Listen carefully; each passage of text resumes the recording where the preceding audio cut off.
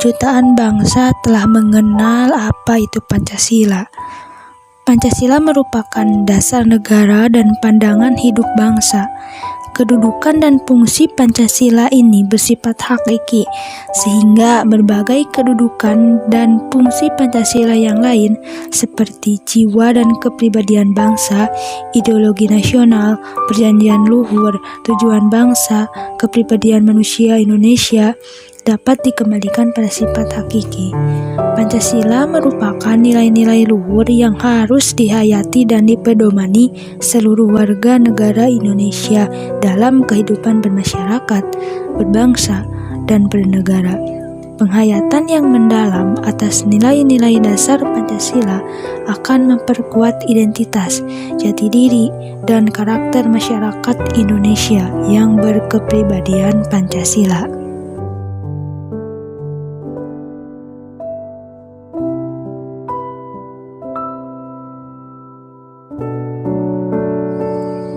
Akan tetapi, fenomena yang sering terjadi pada saat ini menunjukkan bahwa cara pandang pada sebagian masyarakat yang berwawasan Nusantara dan menjunjung tinggi kebinekaan mulai luntur dan hampir berada pada titik rendah.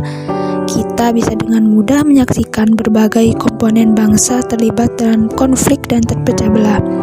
Melemahnya kekuatan Pancasila sebagai ideologi dan pandangan hidup bangsa juga terjadi kepada sekelompok masyarakat atau generasi muda.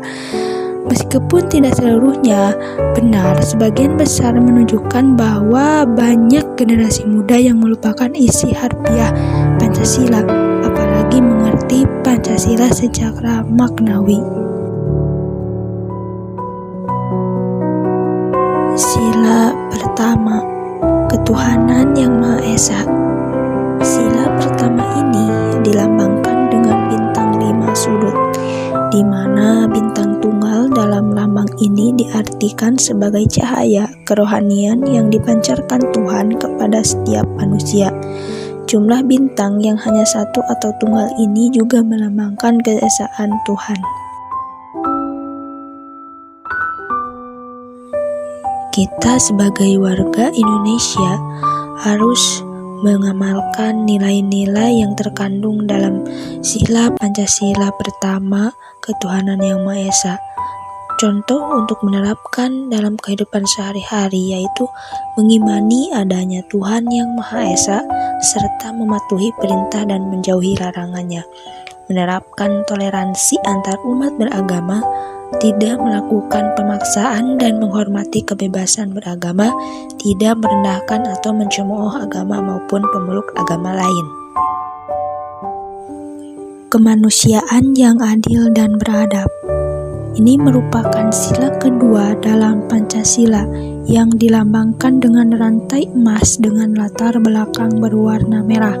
Rantai tersebut memiliki mata rantai yang berbentuk segi empat dan lingkaran yang saling berkaitan. Mata rantai segi empat melambangkan laki-laki, sedangkan lingkaran melambangkan perempuan. Simbol ini mengartikan antara kaum yang harus bersatu bekerja sama sehingga kuat seperti rantai. Contoh pengamalan penerapan dalam kehidupan sehari-hari yang harus kita lakukan sesuai dengan bunyi sila kedua, yaitu mengakui persamaan hak, kewajiban, dan kedudukan semua orang sama di mata hukum, agama, sosial. Saling mengedepankan sikap toleransi atau tenggang rasa antar masyarakat. Menjalin pertemanan dengan siapa saja tanpa membeda-bedakan ras, suku, agama, dan lainnya. Berani menyuarakan kebenaran untuk mempertahankan keadilan. Itu merupakan contoh penerapan yang harus kita amalkan berdasarkan nilai yang terkandung dalam sila kedua.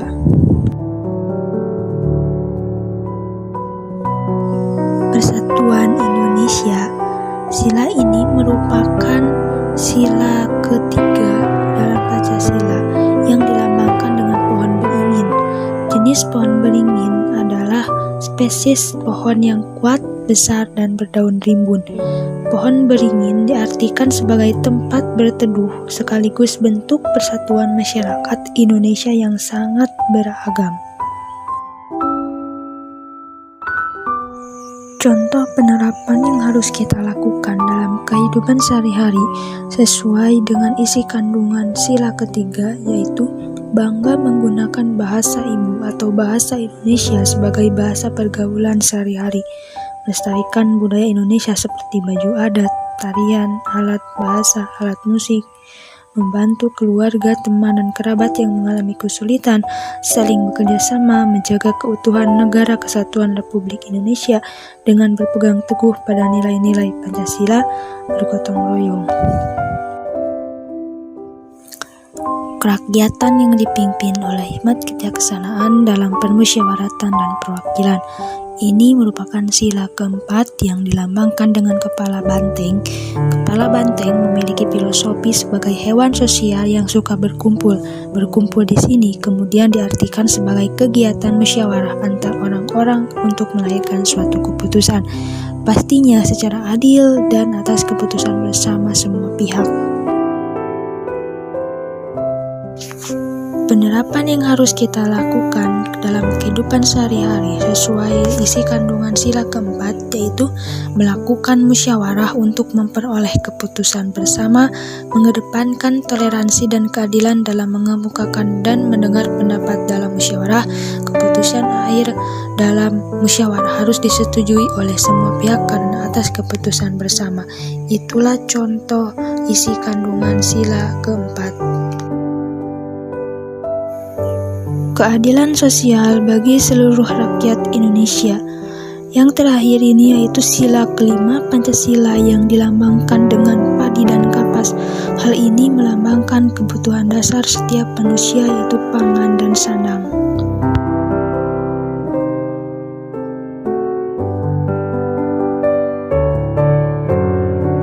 Contoh penerapan yang harus dilakukan sesuai isi kandungan sila kelima, yaitu mengedepankan sikap adil antara sesama manusia, melaksanakan kewajiban dan menghormati hak orang lain, kesejahteraan seluruh rakyat Indonesia dikedepankan dibandingkan kemakmuran pribadi atau golongan.